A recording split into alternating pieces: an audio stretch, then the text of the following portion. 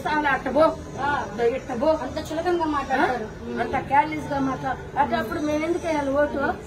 మా కష్టం తీర్చినప్పుడు ఎందుకు వేయాలి మమ్మల్ని చెప్పులే. ఓటేసే కదా ఎమ్మెల్యే అయినాడు. దానికి ఊరికి వేసేదే లేదు మా.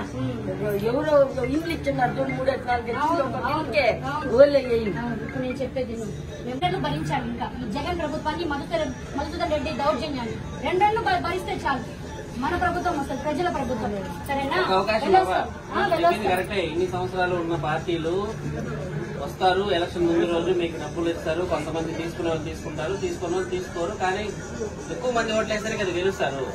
ఈసారి మీరు ఆలోచించి మేము ఓట్లకైతే డబ్బులు ఇయ్యమవ్వా, నువ్వు ఓటేసి గెలిపించు.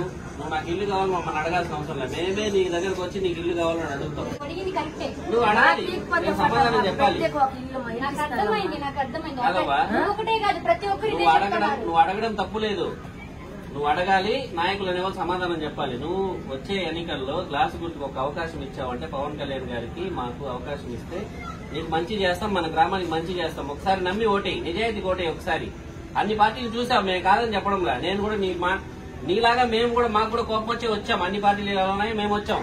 అన్ని పార్టీలు అలా ఉన్నాయనే పవన్ కళ్యాణ్ గారు వచ్చి కోపం వచ్చి పార్టీ పెట్టాడు.